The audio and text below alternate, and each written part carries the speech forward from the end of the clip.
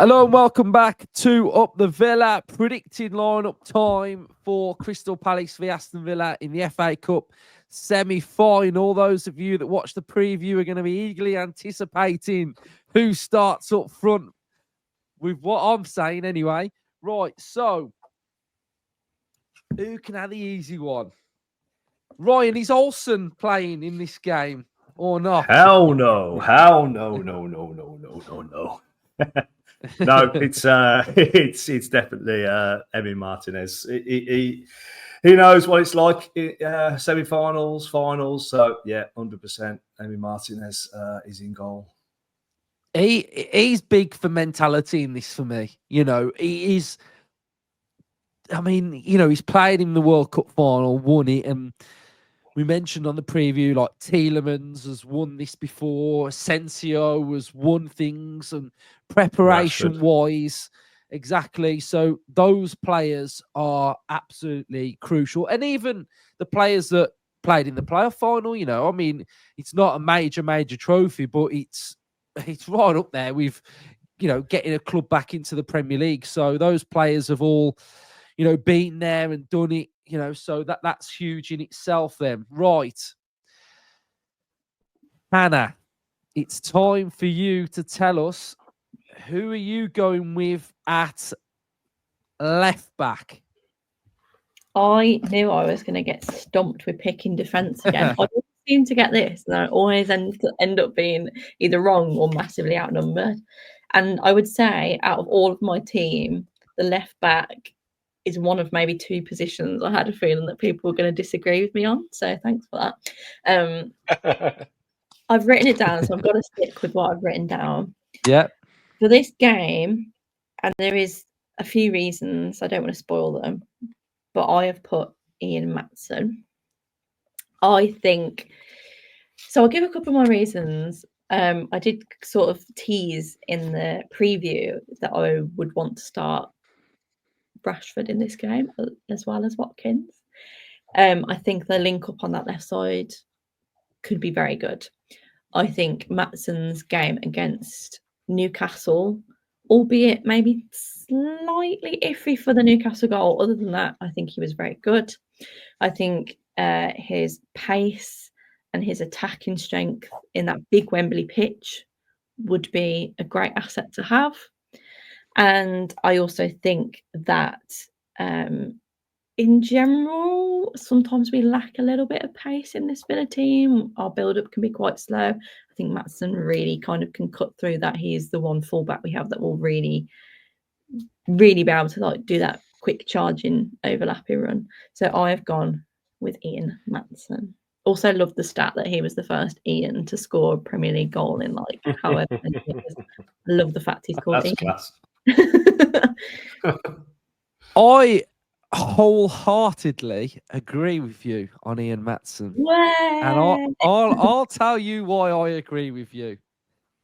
I want Aston Villa to go into this game as if it is a home game and attack it.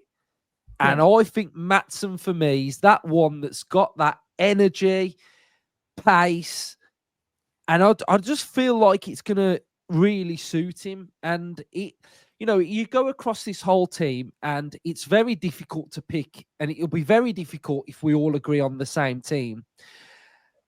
I think I've got to a point now where before I was a little bit like Luca Dean's better defensively and vice versa. But now I'm a little bit more like, I think they've both got a similar sort of weakness, you know, defending a back post at times.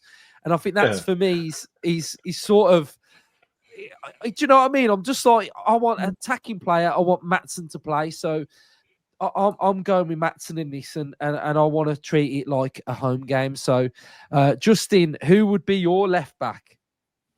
Luca Dean. Okie dokie. Also, it's a 2v1. Ryan might have to decide here.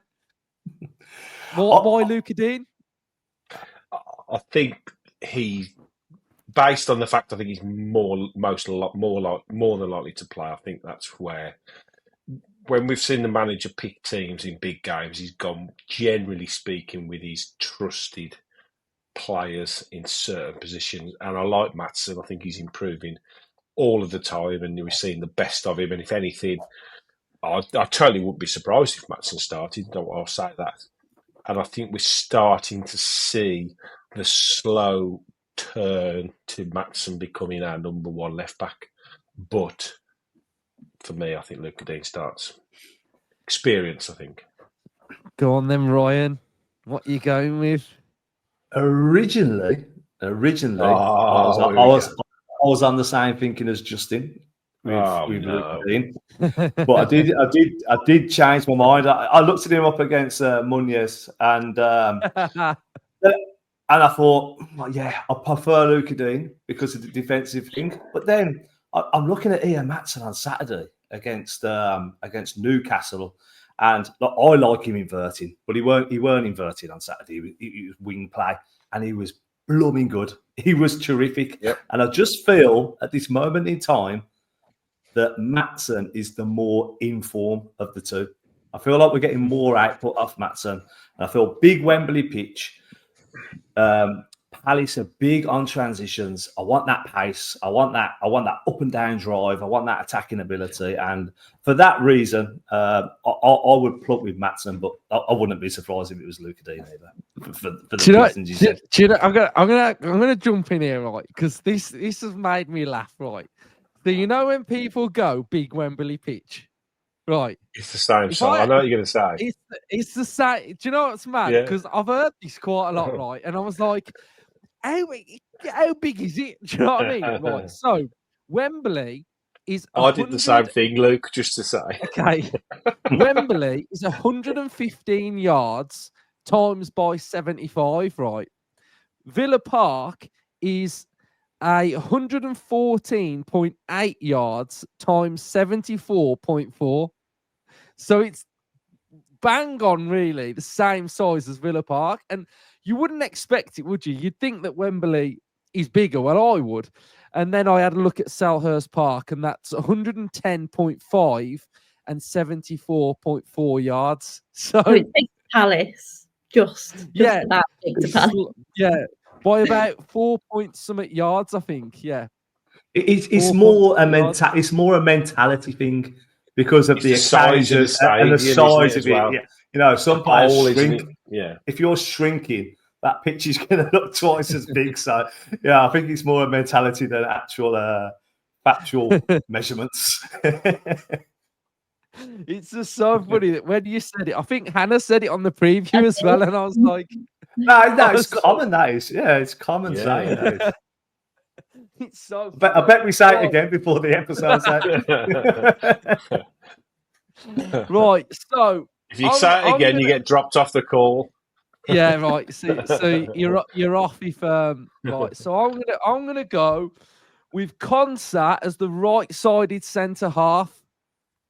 What were you saying? Agree. I do not disagree. Absolutely. Right, that's the easy one.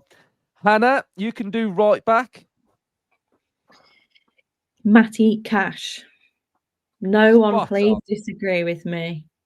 We have to play our right back, our best right back. We have to play him. He's done nothing wrong, really, for me to not be playing to start most games because he is our best option at the minute. Full stop. I agree. I agree. Guys, we're actually doing quite good with this, to be fair. Yeah, not too bad. Not too bad. Here's gonna be I know what's coming here, but this is gonna be the position that we get a bit of a discussion on. I'll kick it off. Everyone knows who I'll go with. Everybody will know. I'm going Pau Torres. Ryan, who are you going with? I'm hoping my mate Hannah will back me up here. But I am going. I have put down Tyrone Mings purely for the threat of the big man up front, Mateta. I think we've struggled with him, especially with him dropping off. They're a big side, Palace, and I feel like Tyrone Mings gives us that presence. You know, he's led us to victory at Wembley before. So I think it's an occasion for Mings. Come on then, Justin. Right, give me a P. Give me a P. I'll give you an M. I'll give you an I. I'll give you an N. No, I've got Tyrone as well. Okay. It's gotta be for me. Hannah, why? Why Mings? Physicality, we've said it. Palace are a big, strong side, and I think Tyrone Mings' best attribute, other than being an excellent leader, is he is so good physically, and he will come out airily, and his clearances sort of airily are excellent. Experience at Wembley, has been on the winning side at Wembley, a leader from the back, organisation. I think so many reasons. Again, Pau Torres is a lovely footballer, great on the ball, but I think for this kind of game, it's always going to be Tyrone Mings for me. And I still really think some of our best defensive displays this season have been with Mings and Konsa in that partnership. I'll add one more thing on the Mings decision for me. In this game, it is so important. Wembley, I think if you start Mings, when he walks out on that pitch, he'll be 10 foot tall. It will mean so much to him, and I think he would literally take a bullet for Villa, I think, because he just loves this club so much, and I think it would be fitting for him to play in this game. Well said, guys. Well said. Right. I've put Kamara in. He's playing there. Yeah. Now, it depends what we do elsewhere, where you may have a certain player or not. But for me, I have gone partnering Kamara. I have gone with Yuri Tielemans. I think that double pivot for me, we go back. That is our strongest double pivot. I think up against the Palace 2, our 2 are better. Then that gives us license elsewhere to play players elsewhere. I like Tielemans in the 10. I like him dropping in, but I just don't think we're as good when he's not in that middle with Kamara. So that's what I've gone with. Has anyone gone with anything different in the double pivot? No, I did toy with Anana again for that physical presence, but I think if you're sticking Mings in, it's probably enough. You don't need to double up really. But yeah, I agree with you, Mr. Robinson. Yeah, cool. That's very, very good, guys. Right. So what we're going to do now is we're going to pick the 2 either side of the double pivot. Right. So I want you to give me your 2 players. I will kick it off with mine, and I have gone with, on the left-hand side, John McGinn, and on the right-hand side, Morgan Rogers. Hannah. Swap them round. Swap them round. Okay. Well, actually, I think maybe not swap them around. Basically, I don't like Morgan Rogers on the right. I think I've kind of said this on a couple of episodes now. I think he is a good enough player that he can play on the right, and clearly that's often where he's drifting to in games, or where he's being told to play. I don't think it's where he's most effective. I think he's a lot better when he's either playing sort of behind Watkins in like more of a number 10, or even a little bit more on the left side. And I also think McGinn has had some pretty decent games more on the right side, cutting in on the left foot. So I would swap them around. However, I don't actually have the exact same kind of idea, because I also have another player on the left, which I've sort of indicated earlier, but I don't want to jump the gun. Okay. Right. Ryan, left and right. What I wanted was Ramsey and Asensio. I feel like the best way to penetrate Crystal Palace is in front of that back 5, pin and back, and play in front of that back 5. I feel they're very liney. They're very structured. You get behind. Is that a technical term, Ryan? Liney. Yeah, it's a new one. It's going to be the on trend. It's going to be the on trend. That's a trend word. Yeah, they're very liney. Liney. You're going to hear a lot of that Finally. after this semi-final when we beat them, and we've got between them lines. And I feel like that half space, that area there, we could be very damaging in them areas. But I can't leave my captain out. You know what I mean? I can't leave the captain out. The captain's got to lead us out. So who am I sacrificing? You know, Ramsey, love him in that half space. Asensio, he's had a wonderful FA Cup run. I'm going to go McGinn right, Ramsey left. Rodgers is in my team, but he's not playing on the wing. So Okay, so Justin. I've been through about 74 different combinations of this, honestly. God knows who we'll go with, but I would like to see, and it's not going to happen, McGinn on the right and Rashford on the left. Way. Because Okay. I don't think Rashford will play on the left. This is what I want to see, because I want to see them both in the team together. I think Hannah's alluded to it already. I think he's such a threat. He can play on the left. I think we brought him in to play on the left. And I know that the manager sort of alluded to the fact that it changes the way we play and the style we play when he does play on the left. But given the wide open spaces of Wembley... Big pitch, mate. Big pitch. Big pitch. I think, and I'm sort of backtracking a little bit on Asensio. I love him, but I think he's an impact player. So for me, McGinn for his energy, Rashford for his ability, cutting in. That's why I went for Luca Dean at left back, because I thought I'd just rather have Dean behind Rashford, giving Rashford the licence to just attack. I think there will be big space in that area you're talking about, Justin. That Big left-hand pitch, side. Lots of space. I think between the three of us, we've all sort of said, like, I think me and Ryan agree on wanting Rodgers a little bit more centrally. If I'm reading between the lines, I think me and Justin both want McGinn right, Rashford left. So I think between us, but there's some agreement there, but the combinations are a little bit different. But I think wait till this bombshell who I've got up front. I've got Rashford up front, guys. I'm not going to lie. No. I thought he was going to say Anana then. No. With the Olsen up top. One, guys. Right, so I've gone Rashford up top with Asensio off Rashford. My thinking is, like what Ryan's saying, on that big Wembley pitch, there's going to be space. And if Villa push them back, who's that? And I know I'm nicking Ryan's as well. That low block unlocker is going to be Asensio. And that's what I've gone with. So my front four looks like McGinn left, Rodgers right, Asensio and Rashford.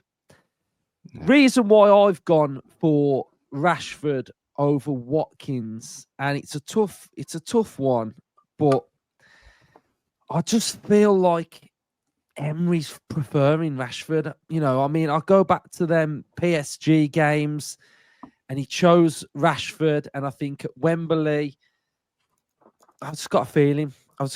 And even against Man City, you know, I looked at that and thought he could have gone with Watkins to stretch and run him behind, and he didn't. He went with Rashford. So I'm outnumbered on that anyway. So you guys all went with Watkins. But it's not to say that they're, you know, I'm not sort of saying that Watkins isn't good enough anymore. It's just the general vibe of how I'm feeling this team. I just feel how it's evolving. You know, I think he's playing a lot of games under Emery recently, and as much as Emery sort of, you know, talks about the squad and etc. and rotating, you know, he's in my opinion favouring Rashford over Watkins in recent games because he's playing him more. So I think my thinking with Watkins, really going back to that last Palace game, it was like the only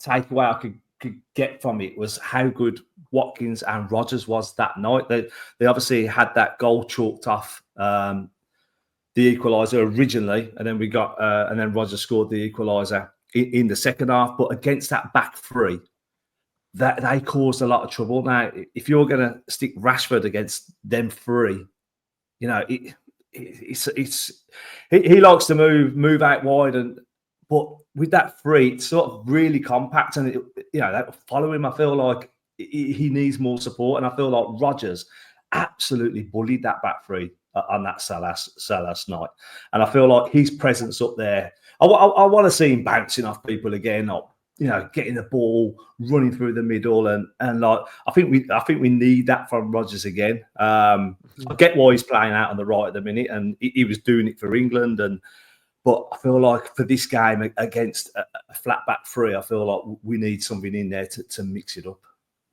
What were you going to say, Hannah?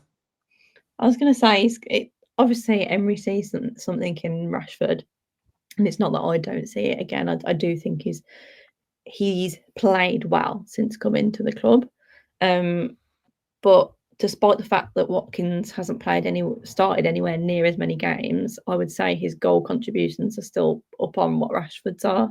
I think Rashford naturally, like you've just said there, Ryan, likes to drift out. Even when he's playing up top, you can see that he's kind of, he roams and he picks up the ball from different parts of the pitch. Whereas, with Watkins, like say, flat back three, he's gonna stretch them. I think he just has that ability a little bit more than Rashford. But like I say, I would like to see them both play. Emery's alluded that he wants to get to a point where they both play in the team. Now, whether that's going to be trialled on one of our biggest games of the season, I don't know. This is purely like what I would like to see. But I do think for a game like this, I just trust Watkins a little bit more. But again, I like Rashford. I wouldn't be upset if he started. It's not, like you say, Luke, it's not that I think one is particularly loads better than the other. I think if anything, it's going to be one will do 60 minutes, the other one will do 35, one of those. So we will see, I suppose. The one question I've got to ask, and then someone can answer this question, is then, so when Rashford was brought into Villa, he was played straight away on that left-hand side, wasn't he? What do we feel like Emery has seen to make him want to play him through the middle, knowing full well that he'd already got a striker that was seamlessly banging in goals during his whole time at Aston Villa? Why was he sort of looked at to sort of like interchange with Watkins? I have a theory, and this is more for the end of season chat, but I'll throw it out there now, that next season we will only be retaining one of them two. And I think there is a world where Emery's having now to decide which one of those he would prefer to go forward with. And I also think there's a world where it would be Marcus Rashford, and he likes his profile. He likes what he brings to this team. So I think, this is just me and my head, that's a possibility, which is why he switched him up front. And I think given, obviously, financial constraints and stuff like that, we either don't sign him or we do sign him and Ollie goes. But obviously that's a big debate for another day. I don't know.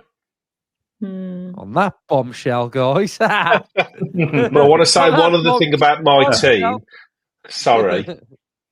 I categorically do not want to see Morgan Rodgers on either wing anymore. I'm totally and utterly 1,000,000% with Ryan.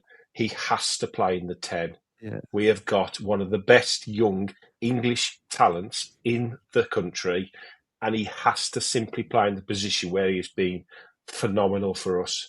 And I like Marco Asensio. I've already said I see him now as an impact sub for the rest of the season. Morgan Rodgers, we have to not build a team around him, but we have to put him in a position where we get the best out of him. And as we saw against Manchester City the other day, when he plays out wide, he's very, very in and out in the game. And on the big open pitches of Wembley, I want to see Morgan Rodgers with the ball running at them. That's just my opinion. I'm fed up seeing him out wide. Yeah, I'm with you with Rodgers out wide. Play your best players in their best positions. I think the only slight problem we've got is that I don't think Emery likes the options that he's got on that right-hand side. So I think he sort of compensates what he wants with putting like Rodgers there. I think that there's a combo where you can put McGinn on the right, but I think McGinn's excellent on the right. I do, yeah, honestly. but I just think he don't. I just think Emery don't like it. Otherwise, he could do that and play Rodgers down the middle, couldn't he? Yeah. I think you're Yeah, going to have like. that's why I brought Rashford in on the left, because I think he adds that extra bit of X factor, if you like. Thing is, you're gonna have Mitchell bombing down that left wing. You're gonna have Hughes drifting out into that left side. There's a lot of overload down that left side, and like Rodgers the other night Cash needs against the help City, as well. Rodgers didn't really offer that help to Cash. I'm not saying he was being lazy and not tracking back. I just don't know whether tactically he was quite aware of that responsibility, and it left Cash quite isolated. So I feel like, especially with their strength on the wings, I feel like McGinn on that right side balances it quite nicely. So, are we agreeing on this team then that's on the screen? Because I'll just add my final thoughts that I'm not sure. Like Rashford on the left, guys. I think I don't know whether he's going to defensively help out enough with Maatsen. Well, as I said, that's why that is my team. Barring I've got Luca Dean at left back for that exact reason. Maatsen is far more proactive going forward, which is why I wanted Rashford in, and I wanted Luca Dean behind him. For the same reason, on the right hand side, I wanted Cash in, but I wanted McGinn in front of him because I think they complement each other. I think Dean and Rashford complement each other more than Maatsen and Rashford, but that's just my opinion. Hannah, you're happy with Rashford, aren't you?